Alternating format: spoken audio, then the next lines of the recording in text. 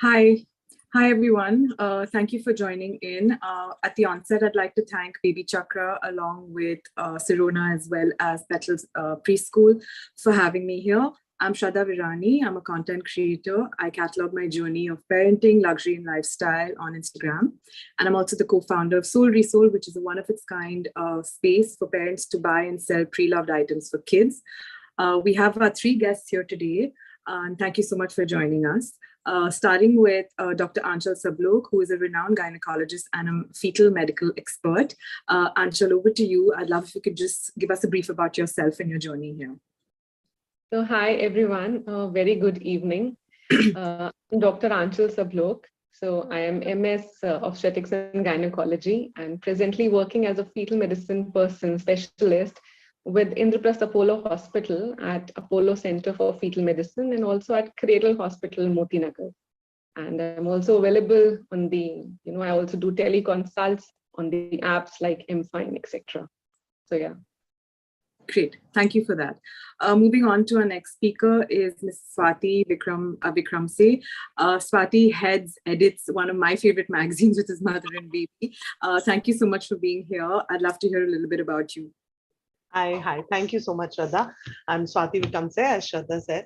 I've been associated with Mother and Baby for a while now. I think about 8 to 10 years. So it feels like home.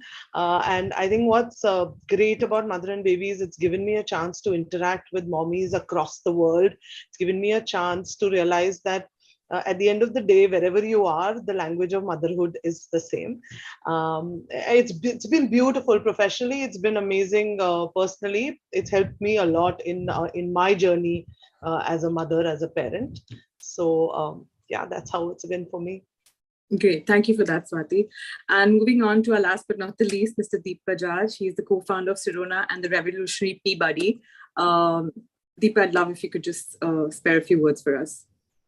Well, in such august company, thank you so much for having me over, guys. I'm the only odd one out. I'd say Sirona is a brand that we run with a lot of love, passion, and it today stands to solve unaddressed toilet, intimate, and menstrual hygiene issues faced by women. We are known for Peabody, like you very rightly mentioned, and thank you for the mention. It was India's first stand-in pee device for women, to help them avoid the toilet seats. Sirona is known for many path-breaking products like India's first herbal period pain relief patches. Our menstrual cups are used by over 1 million women, and we were amongst the first ones to start advocating sustainable menstrual hygiene practices in the country with alternate products. And today, Sirona has about 10 plus products that are absolutely India first for women, and very happy to be here. Great. Thank you so much. Thank you, all of you. As all of you know, we're here to talk about the female body and break the stereotype around it. Deep, was there anything personal in terms of women's hygiene or experiences that kind of influenced you to start out? Well, I'd say, yeah. I won't say that it was something which I could very spot on very early on. But yes, through my professional journey, I had seen that there are some things which are which actually put women at a lot of disadvantage. So I was in events earlier. We used to organize large-scale concerts. So for men, it was still easy. They could avoid the seat altogether, toilets, no matter how they were.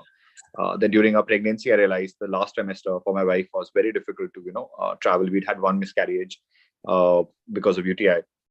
And the second time round, when we were expecting our first child, our first daughter, again, we had to travel in the last trimester. It became very difficult. And my mother had arthritis, and she also couldn't really, move around too much. So when in 2013, idea of Peabody was born on a road trip, I thought, I need to do something about it rather than just laughing it off that, well, girls can also stand in pee or boys can also stand in pee, sort of a thing.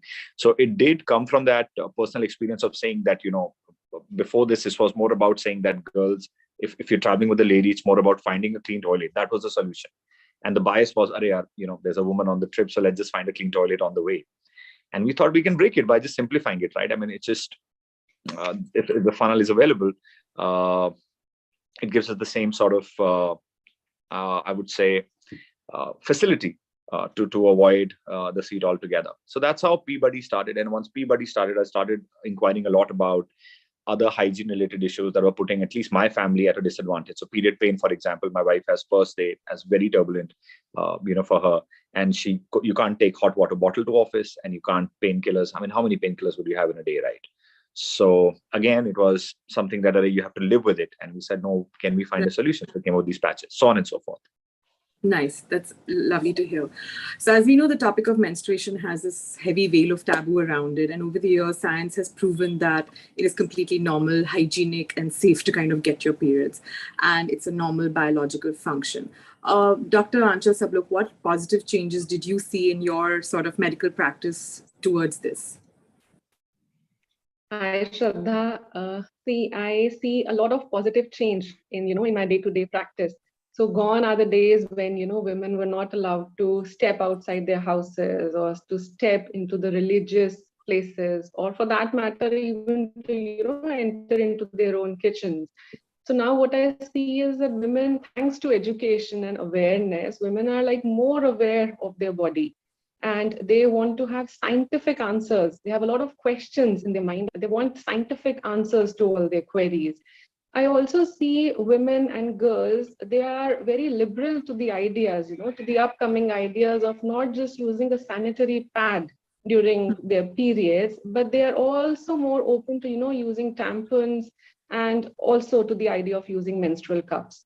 And I also see that, women nowadays, they want freedom, basically. They do not want anything to, restrict their movement or to restrict their freedom. They just want to continue their daily activities, like even swimming, sports. So many girls I see are involved in sports these days. So I see, Right. yes, women, they do not consider menstruation as a taboo anymore. They are more outspoken. They are more liberal. I see so many girls coming in with their fathers and talking about menstruation very openly and very, normally. They do not mind. There is no hesitation. It is such a nice change to see. Even in the rural areas these days, I see that girls are so, so well aware of their body. And they're so, so well aware of, things that can be done and steps that can be taken to have painless periods, so they do not, just a very small thing, they do not want to miss their schools. They want to continue with their activities. So yes, there is such a positive change that I see in the society, and it's very nice to see. Great. Thank you for that. Swati, we all know that you had a baby out of surrogacy, which is beautiful. And I'd love if you can just talk about that journey for yourself and how it was different for you.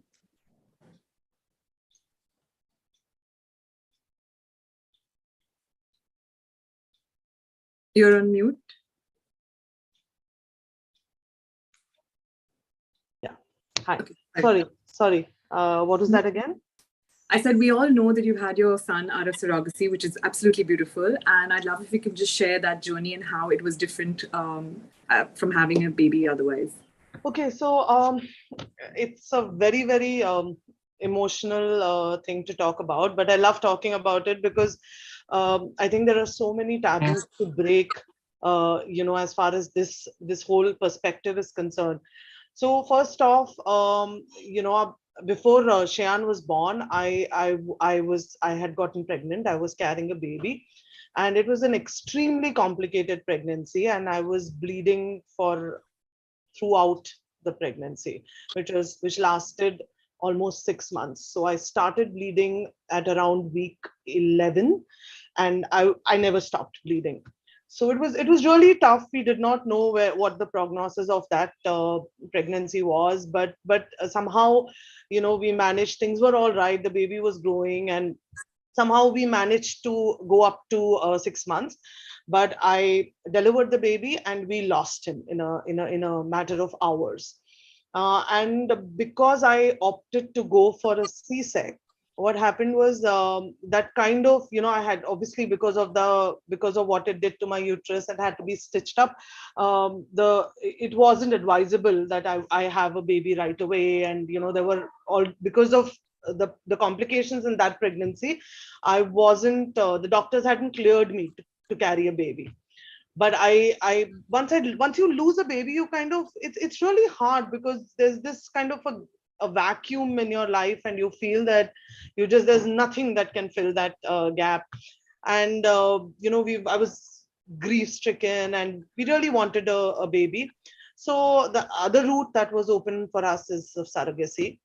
It wasn't even a question. I didn't even think about how it is different from having a biological child. I just wanted a child. I wanted to bring home my baby, and it wasn't important how that baby is going to be made. What was important is that whoever this baby is going to be mine. So yeah, so then that the process started. It's a very it's a very emotional process, right? Because you're actually selecting a womb that is going to carry your child. And I went through a lot of trauma even doing that, because when we have a child, when you have a toddler, you think about leaving your child alone with someone even for 2 hours, right? You're not sure if this person is going to take care of your baby, if this person is trustworthy.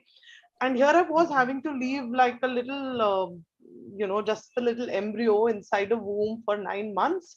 And it was, I think it was one of the hardest decisions I have made. We met surrogates. We met a lot of different women, and in fact, a couple of them lied to us about their history. And so it was, again, every time something like that happened, it kind of put me back, and kind of put me back to the drawing board. I went back to thinking, do I really want to do it? Do I really want to go through this trauma for another 9 months? How is the nutrition going to be? How is this person going to be? What kind of mental state is this person going to be in? Of course, a lot of systems are in place in terms of how doctors are treating it, how they assist this entire journey. So I had this wonderful doctor and her entire clinic and support team who helped me through this. They also had a psychologist on board who would actually assess each of these surrogates. Their physical health was assessed, their mental health was assessed. So yeah, so that's kind of a process. The other problem, not the problem, but the challenge with me was I wanted to be involved every step of the process. A lot of couples, a lot of people in India, especially, they just are not involved in the lives of the surrogate once the transfer is done. So, how surrogacy happens is, just for the benefit of everyone, is it's basically like an IVF, right? So, what you do is you extract the egg. You're given, obviously it's not as simplistic as I'm making it sound, but I just don't want it to be very clinical. So you extract the egg, there are some medicines that doctors give you, and then you produce eggs. You extract the eggs, then you take the semen sample, the sperm is taken of the father, and then you make an embryo.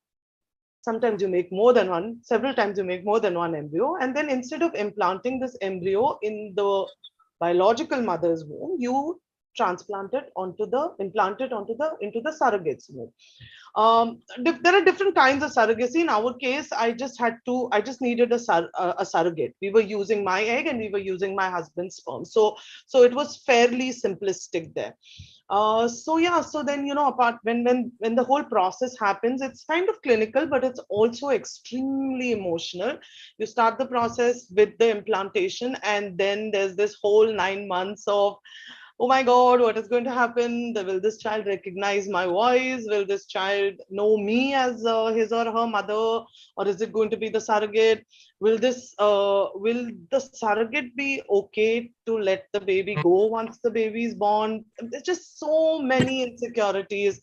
And like I said, a lot of people usually like to not be in touch with the surrogate. They just like the process to be very clinical, because it's emotionally easier to be slightly detached. So once the implant is done, you kind of move on, and you just get your monthly updates on the baby's doing fine, the surrogate is doing fine, the baby's born, the baby's handed to you, and you go home with your baby, and everything is sort of forgotten. But I was very clear that I wanted to be involved in the process from the get-go.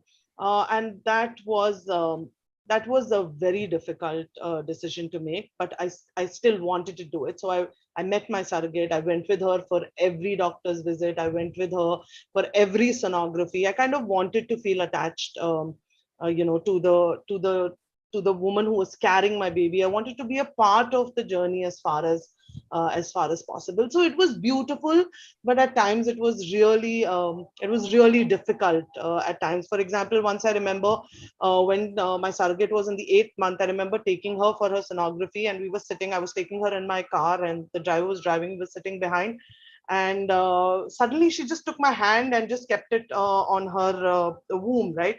And that was strange because the relationship is not, it's not like your friends, right? You just know this person, and she just took my hand and kept it there.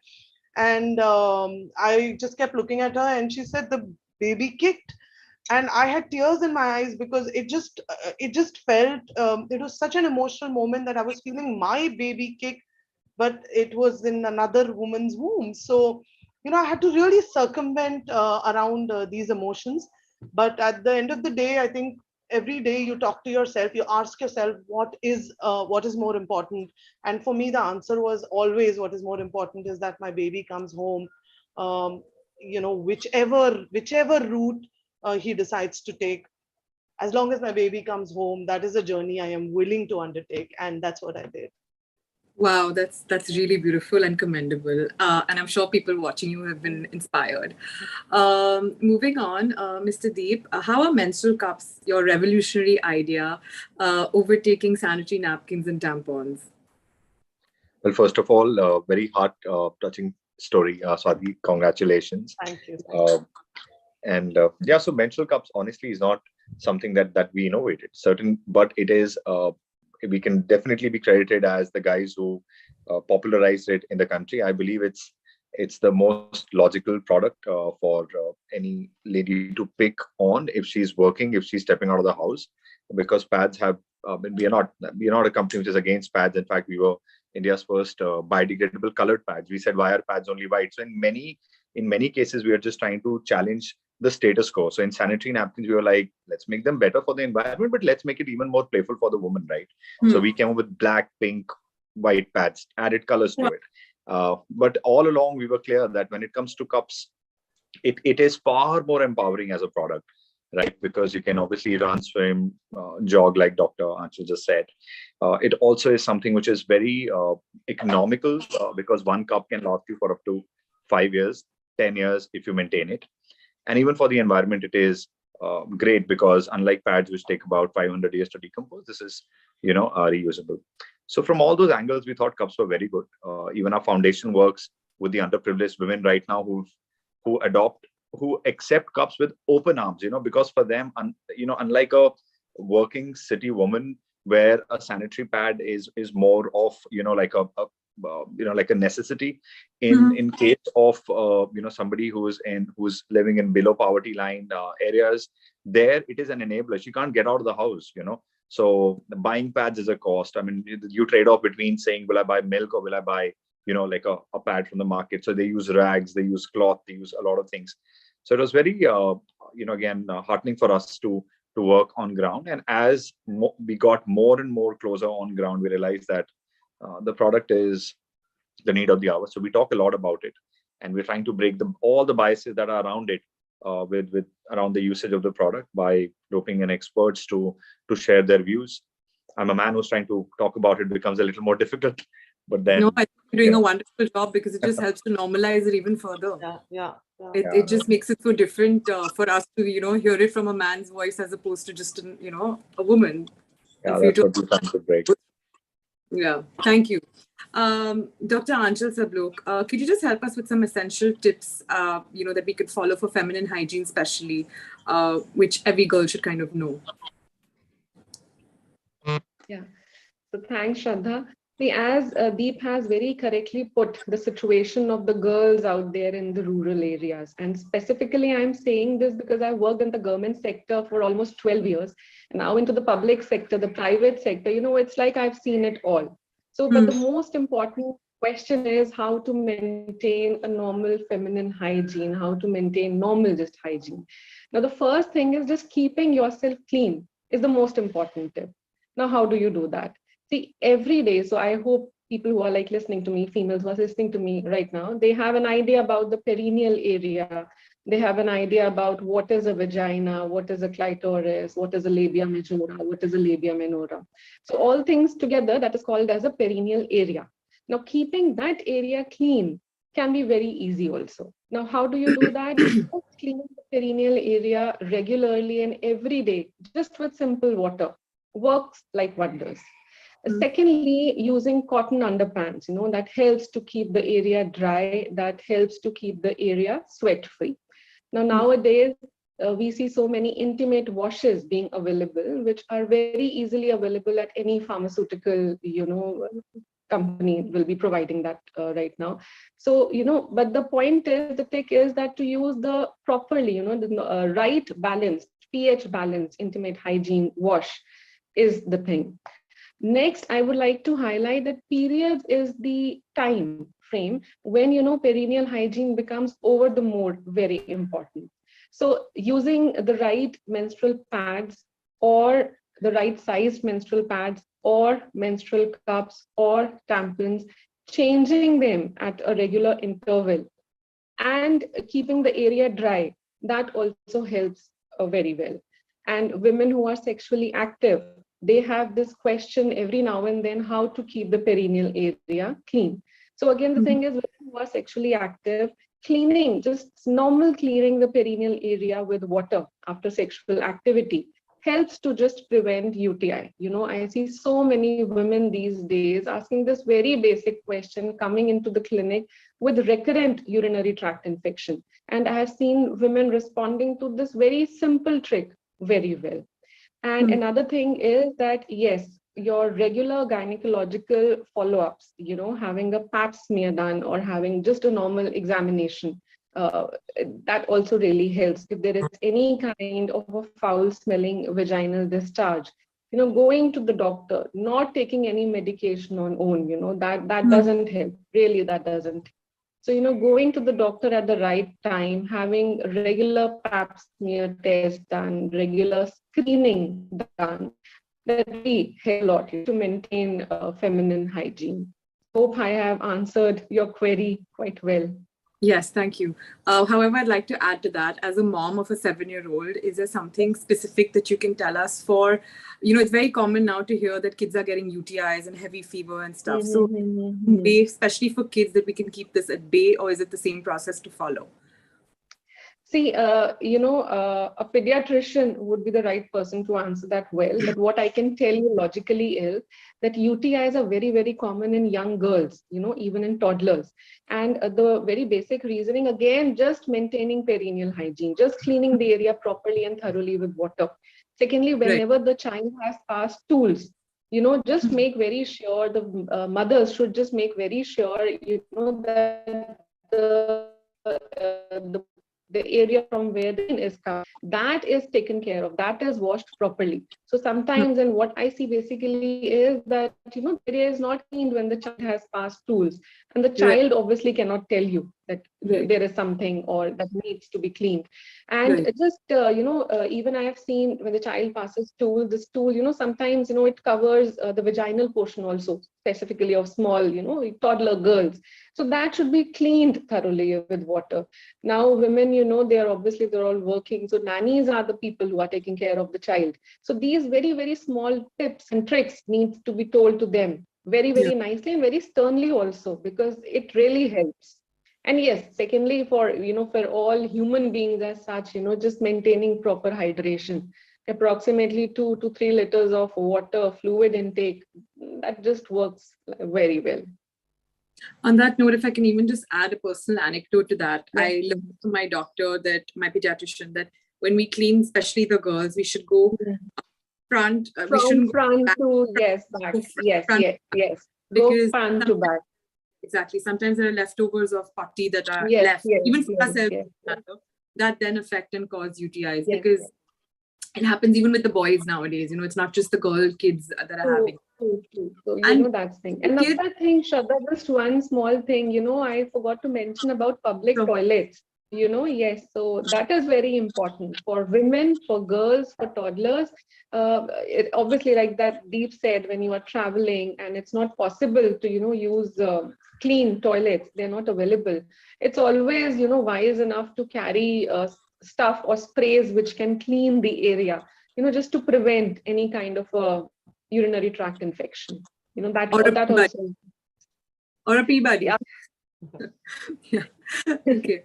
Swati, is there any message that you would like to give to our moms or would-be moms out there before we kind of take in questions from the audience? Yeah, I think this is something that I struggled with when I decided to take the path less trodden. People are going to have a lot of expectations from you when you're a woman, especially when you're a woman. And when you are wanting to be a mother or planning to be a mother, there are, the expectations just double. There are, first of all, you wanting to be a mother is not even a question. A lot of people expect that is going to be the next step for a lot of women. I think what is most important is to understand what you really want. What is most important is to have the conviction of your own thought. That is the most important thing. Don't let convention and society dictate what is expected of you, what is expected of your body, right? When I decided to do what I decided to do in terms of taking this step of having a baby through surrogacy. Now, my son is 6 years old, but at that time, a lot of the celebrities had not yet gone through this route. And every person asked me this question, if this was the only way out for me. I don't think, people were not happy. A lot of people, when I would tell them that I'm expecting a baby through surrogacy, no one would congratulate me. People would wonder what they should say. So don't let such things deter you, whether it's something complicated like choosing a path that is new, or it is something simple as everyday things. Just make your own choices, be unapologetic about what you choose. It's your life, it's your body, and it's going to be your rules. Thank you. I think that works really well. I'd just like to take in a couple of questions that have come from the audience. One being that birth protection is still a taboo in most families, especially when you're attempting to do some family planning. How can a female who kind of wants to concentrate on her career, etc., kind of approach this topic? So would either of you just take that on? I couldn't hear the first part of the question, Shraddha. Do you think you can repeat it? Sure, I'll just repeat. So basically, she just wants to know that birth protection is still a taboo in our society. And essentially, how can a female who wants to continue with her career approach this topic and handle it? So, Shraddha, if you want, I can put a light to this. I think it's a very kind of a medical question. See, there are so many options available for birth protection. And, as menstruation today is not a taboo, contraceptive advice taking from a doctor or any kind of contraception, again, is not a taboo anymore. There are pills available, there are injectables available, there are devices which can be inserted into the uterus and which can last like for 5 to 10 years and which are very safe also. There are so many things available. So what a doctor would advise you is, the doctor would give you a basket approach, whenever a female would go to a doctor. One thing is, yes, I would just I see in my day-to-day practice, so many women, coming and using emergency contraceptive pills.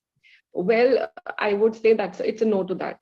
You cannot do that to your body. You just cannot pop up pills whenever you feel like. You have to take the right medicine at the right time. So the best is you go and speak to your doctor. You ask your doctor what kind of contraception, the advice you will be most comfortable with. Are you comfortable with pills? Because yes, they have to be taken every day. They have to be taken at a particular time period. Or are you comfortable with injectables? Are you comfortable with implants? Because they can last for a longer time. They are, safe also, very safe. And or, like I said, there are devices which can be inserted in the uterus.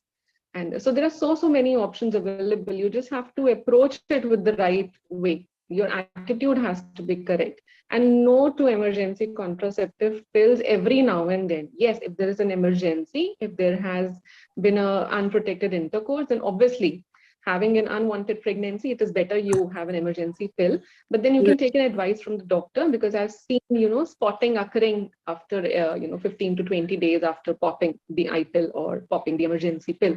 So yes, you need to speak to your doctor, you need to take care of your body, and you need to have the right approach to it. It is not a taboo anymore. All right, thanks. Also, how can one tackle, the next question is, how can one tackle vaginal dryness? Again, I think. Okay, do you want me to answer? Because I think these are medical questions and I can just keep on answering them. Yeah, go ahead, it's fine. See, now the thing is that the first thing you need to see is, why is there a vaginal dryness, all right? So most commonly vaginal dryness is seen in post-menopausal women. So for that, there are these, jellies that come, which can be used. What I advise is that sometimes it is just a physiological process of the body. Like when a teenage girl starts having her periods, the body just becomes acclimatized to it in a year or so. Similarly, post-menopausal females, you can give your body some time, 6 months to 1 year, to see whether you are comfortable with that dryness or no. Then the other option is that jellies are available. And yes, using the right jelly at the, that is very important. Then comes using hormones. So there are creams which are available. There are estrogen pills which are available. Again, because these hormones, very strictly do not take them on your own. Do not consider them as over-the-counter pills available. Speak to your doctor before you take any thing. And that's there. Okay. Swati, I'll let you answer the next question. Women who cannot bear kids are always looked upon differently. And how does one kind of cope up with such a situation? I think what I find, what happens is that this is, what bothers us is not what people tell us. What bothers us is our own perception of this whole thing. So what happens is the collective consciousness, we internalize the collective ethos, right? Because right from the beginning, we hear, especially in India, we hear that, a woman is incomplete unless she becomes a woman. That's, your life is not going to be the same. And it's the most important next step after you get married. You have to complete your family, yada, yada, yada. So I think all our insecurities stem from internalizing that collective ethos. What one needs to do, what women need to do, is to just break out of those shackles. What you need to understand is, first talk to yourself. Ask yourself, is this how you really feel? Or is this a consequence of what you've been hearing all your life? Once you answer that question, you are going to be able to deal with it. There's nothing wrong with not being able to bear a child. There's nothing wrong. I mean, there are so many options available nowadays. You can not just adopt a child, you can adopt an embryo. Nobody even needs to know. I mean, it's a social construct. You just have to, unfortunately, it's not easy, but unfortunately, the only way out of this is to break through this construct. You have to ask yourself, if there's nothing wrong in wanting a child. What is wrong is to think that there is only one way of making a child. So I think once you understand that, once you open your mind to the possibilities, once you stop looking at it as a taboo, once you stop looking at it as something, that, and I think that happened to me as well, right? You think that your body's failed you because you're not able to do, the body is not doing what it's supposed to do. It's so natural to have a baby. It's such a normal biological process. There are people out there who don't even want to be pregnant, and then they get pregnant, and then they're stuck with a baby or a pregnancy, an unwanted pregnancy. But then here you are, you want a child and you're not able to have it. So one is to ask yourself, why do you really want a child? You want a child because you really want a child, or you want a child because you're expected to want a child or have a child? And two, if you really want a child, there are so many different ways of having one. Just be open to it. So adding to someone's question is, of course, the fact that sex education is the need of the hour for a lot of people on all stratas of life. Swati, how can one best kind of, I'm sure you have the knowledge and expertise with all the women that you interact with, get their hands on the right sex education? I think it's so important to start young, right? I think the most important thing is, especially because we realize that when we are dealing with children, and we say that in our magazine all the time, catch them young. Sex education will have to begin when they are young. There are all these things that we read about, when when you start talking to your children about private parts, don't use words like pee pee, noo noo, blah blah blah. Use the correct terms for the body parts. That is the first step that we can all take towards sex education. That is the very first step. Let's start normalizing sex, not sex so much, but other associated things, in terms of with children we can start with the reproductive organs. We can start with talking about little things, like talking about expressions of love, and sex only comes later. I think there is so much taboo pertaining to this topic that we don't talk openly about these things. The moment we start normalizing these things in our own homes, and without, we don't have to, it doesn't necessarily have to be a bad thing. It's just an expression of love. I think the moment we start doing that with children, and then slowly, gradually, also when we open our living rooms to these discussions, when we start talking about these things in front of friends and family, I think that will be the way forward. That will have to be the way forward. Right, thank you. Deep, can you help us by telling us that how a commercial product helps in removing the taboo related to periods? Well, I'd say that in our case, it has been more around by just you talk about it, you normalize it, like Swati very rightly mentioned, right? In most of these areas, we don't discuss these topics over dinner table conversations. You'll talk all the random things. You'll discuss Bollywood. You'll discuss 100 other topics. When it comes to, your girls traveling, your girls' periods, these are not discussed. So what products do is they just help you talk about it, right? So if it's like for baby diapers, there are hundreds of rash creams available, but women get rashes all the time in intimate area. There's no anti-chafing cream which was available before we started putting a herbal cream. So by just introducing products, you just normalize the acceptance of it, I think. So that's what products do. Great. I think I've covered everybody's questions. If there's anything else left or anything that y'all would like to add here, I'll be happy to take that on. Nothing? We're good. Session, guys. Done for Great. it. Great. Thank you so much, everybody. Thank you for your time. And once again, thank you to BabyChakra and everybody else associated out here. It was a lovely session. Thanks, Adan. Thank you so much. Thank you. Thank you. Thank you, BabyChakra, because I think we need to have more such discussions. That's the only way we are going to go into people's homes. That's the only way we are going to normalize these things. So thank you. Thank you, everyone. We should connect and make this happen now. Yeah. Okay, thanks, Adan. Yes, thanks. Thank you. Have a nice evening, everyone. Thank you. Bye-bye.